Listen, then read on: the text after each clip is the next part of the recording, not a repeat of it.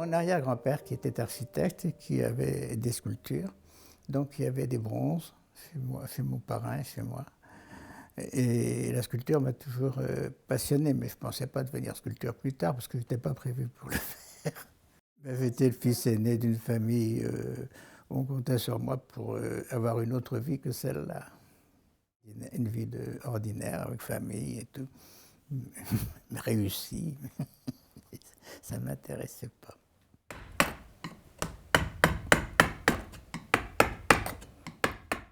Après le Bafo, je suis allé aux Beaux-Arts. Là, c'était dans les années 50.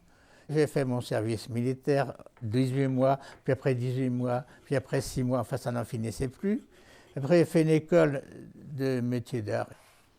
J'avais 25 ans. En rentrant chez moi un soir, en juin 57, je passe par la rue Saint-André-des-Arts et je tombe sur une galerie, et La Demeure, où il y avait un vernissage, je ne le savais pas. C'était Denise Majorelle, qui était une petite galerie qui se donnait à la place Saint-Michel. Et il y avait une petite vitrine avec La Peur de Salomé Vénard. Denise Majorelle était une femme importante dans l'histoire de la tapisserie, parce que cette galerie exposait beaucoup de tapisseries. Elle me dit montez, montez, je suis monté. Et c'était le début du vernissage quand Salomé Vénard m'a vu regarder une sculpture. Après, elle m'a fait signe, elle me dit c'est pas la sculpture que vous regardez, c'est autre chose. Puis ça y est, c'est comme ça que ça a commencé du jour au lendemain, je l'ai suivi.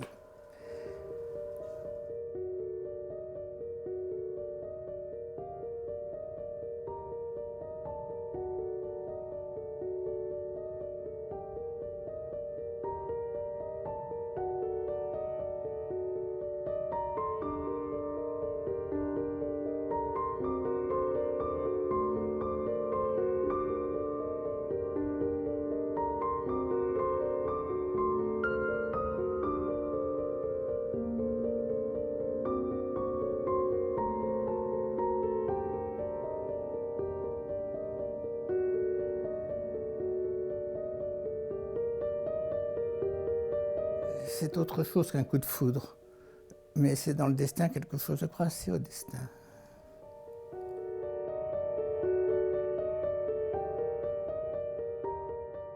J'ai commencé à tailler avec elle.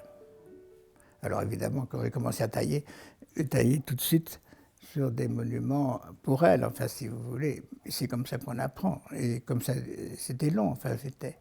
Et puis le rapport avec elle, il y avait d'autres personnes dans l'atelier. Il y avait Juvin, le sculpteur Juvin, il y avait le sculpteur Coutel, il y avait d'autres femmes, il y avait des mondes, enfin au début. Alors, elle était une femme bizarre, elle avait un caractère. Ah, c'est ce qui me plaisait dans ce caractère. On était très dissemblables et pourtant il y avait quelque chose entre nous qui passait, oui. Dans cet atelier, c'était elle était résistante, c'était là qu'elle avait fait de la résistance. Et c'était elle qui avait formé chez Juvin le premier syndicat des sculpteurs. Alors, il était situé au 36 avenue Jean Moulin. Elle avait commencé la sculpture assez tôt et elle avait fait sa carrière au début de la guerre, enfin. Elle commençait des grands chantiers qu'elle a fait après et pendant lesquels je l'ai accompagnée. Voilà, Alonso, elle faisait des choses, vous vous rendez compte?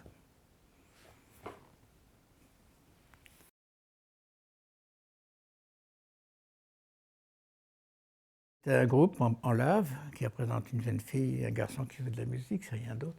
C'était pour le lycée de à Besançon, dans Palente, à l'intérieur de la cour. C'était à Pontarlier, dans le lycée de Pontarlier. C'était à la fin de sa vie déjà. De dos, on voit pique avec. Puis il y avait les deux faces à faire. Alors voilà la sculpture que j'ai faite au début dans l'atelier de Salomé, puis après j'ai exposé au Grand Palais, puis elle est venue ici. Quand j'étais chez elle, elle m'invitait, j'étais exposé au musée Rodin avec elle, enfin je travaillais pour moi. C'était comme j'étais dans l'atelier de Salomé, ça je l'ai fait dans l'atelier de Salomé, ces sculptures-là je les ai faites dans l'atelier de Salomé. Je travaillais pour moi. Non, comme formation, c'était une formation. Elle était un peu possessive, elle ne voulait pas que je la quitte, mais je ne l'ai pas quittée. Mais... et je me suis occupé d'elle jusqu'à la fin.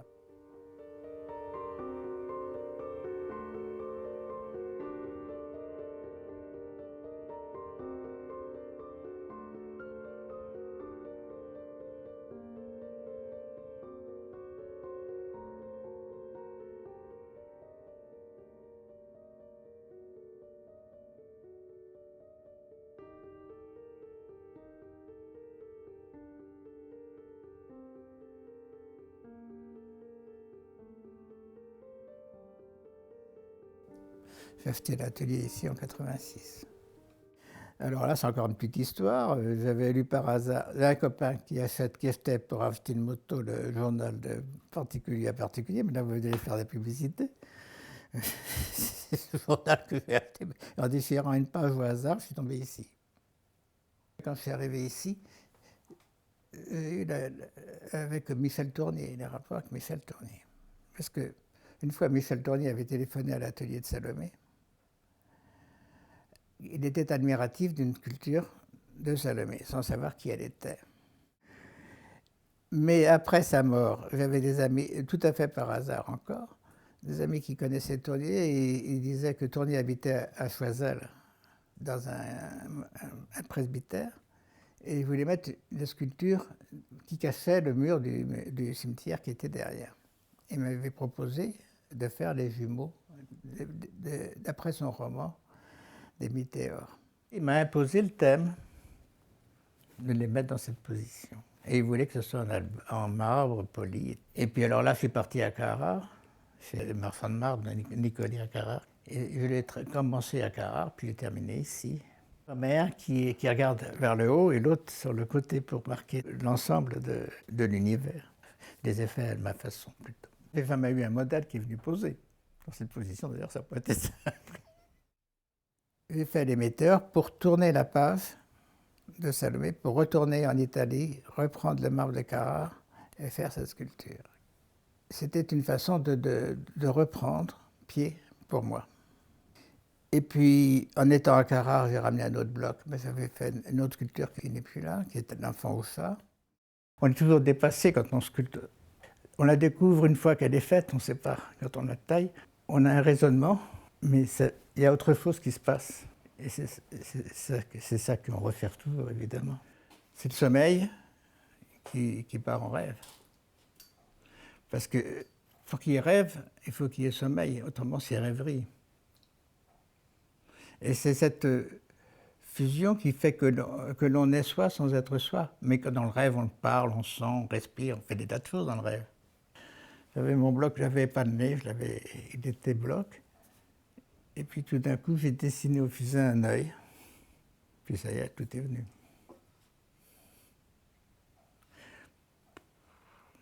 La naissance, c'est un bloc d'abord que Coutel m'avait donné, qui était à peu près dans cette forme-là. Je tirais parti au maximum. Ça représente deux êtres qui sont à la fois liés par la vie et qui sont interdépendants, enfin quelque chose de compliqué. Donc j'ai voulu marquer la pression et en même temps la montée d'une vie, parce qu'il faut surmonter cette vie et il faut l'assumer. J'ai voulu représenter cette masse du poids de l'enfant. Et de l'enfant, j'ai voulu une épaule puissante qui fait renverser la tête.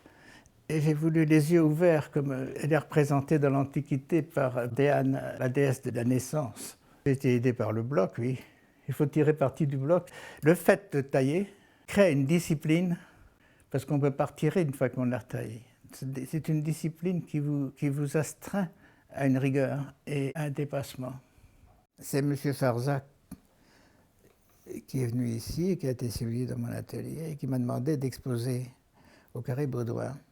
C'était en 2008. Et à ce moment-là, il m'a demandé une sculpture à la mairie. Au Père Lachaise, c'était encore une personne, une amie, mais qui est placée à côté d'une tombe très très belle de Giraudet, dont l'architecte est Percier, celui de la Petit Arc de Triomphe, une sculpture qui représentait le destin, les trois têtes des parcs, une sculpture là qui était païenne parce que D'abord, c'était presque un hommage à Giraudet. Ça. Giraudet n'était pas particulièrement chrétien. Parc représente pour moi le destin, oui. Le temps. Le temps compte beaucoup pour moi. Le temps qui fait que l'histoire est toujours différente, toujours, Paris n'est plus la même, chaque génération est différente. L'évolution, surtout quand on devient âgé, c'est encore pire. On n'a plus de contemporains, on vit avec les autres. Mais ce sont nos amis et nos contemporains. Non, face à moi-même, j'ai toujours été seul.